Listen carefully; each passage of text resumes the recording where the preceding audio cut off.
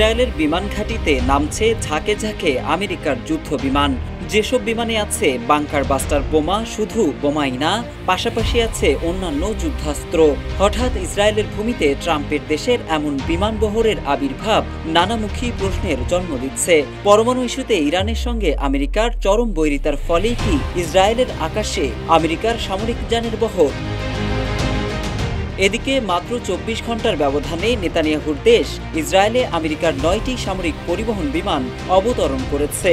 সম্প্রতি ইসরায়েলের সরকারি সম্প্রচার মাধ্যম কানের বরাতে তুর্কি সংবাদ মাধ্যম আনাদুলু এজেন্সি এ তথ্য জানিয়েছে। ইসরায়েলি গণমাধ্যমের প্রতিবেদনে বলা হয়েছে, তেল আবিবের কাছে একটি ইসরায়েলি বিমান ঘাঁটিতে আমেরিকার সামরিক বিমানগুলো অবতরণ করে। প্রতিটি বিমানই বাংকার বাস্টার বোমা দিয়ে বোঝাই ছিল।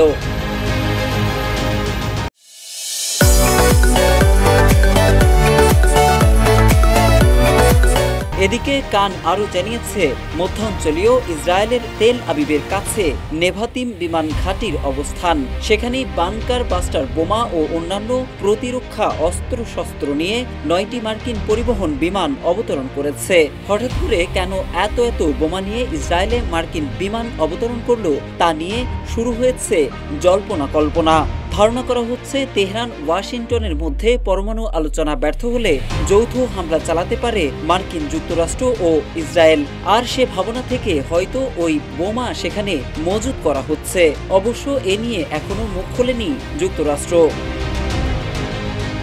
ইসরায়েলি গণমাধ্যমগুলো বলছে, আগামী মাস নাগাদই আয়াতুল্লাহ আলী খামেনির দেশটিতে হামলা চালাতে মহড়া ও প্রস্তুতি সম্পন্ন করেছে নেতানিয়াহুর বাহিনী। যুক্তরাষ্ট্রকে ছাড়াই নাকি ইরানে হামলা চালানো হবে। তবে এতে মার্কিনীদের সম্মতিও যে রয়েছে সেটা ফাঁস হয়ে গেছে যুক্তরাষ্ট্রের বোমা পাঠানোর ঘটনা থেকেই।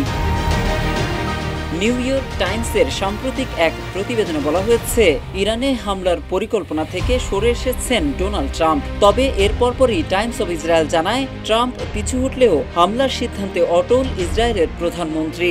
সেরেছেন সামরিক মহড়া, আগামী মাসেই করে বসতে পারেন হামলা।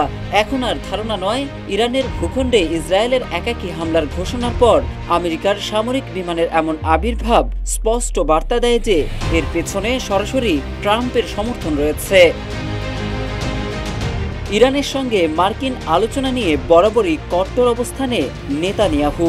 কিছুদিন আগেও নেতানিয়াহু ইরানের সঙ্গে আলোচনা নয়, বরং হামলার মাধ্যমে ইরানের পরমাণু অস্ত্র ভান্ডার ধ্বংস করে দেওয়ার কথা জানিয়েছে। সামরিক বিশ্লেষকদের মত, মার্কিনীদের স্পষ্ট বার্তা ছাড়া ইরানে হামলার দুঃসাহস কখনোই করবে না বেনিয়ামিন নেতানিয়াহু। এদিকে যুক্তরাষ্ট্রের সঙ্গে প্রথম আলোচনার পরও ইরানের সেনাবাহিনীকে সর্বোচ্চ প্রস্তুত থাকার নির্দেশ দেওয়া হয়েছে। মোহাম্মদ সাইফুল ইসলাম, ইত্তেফাক।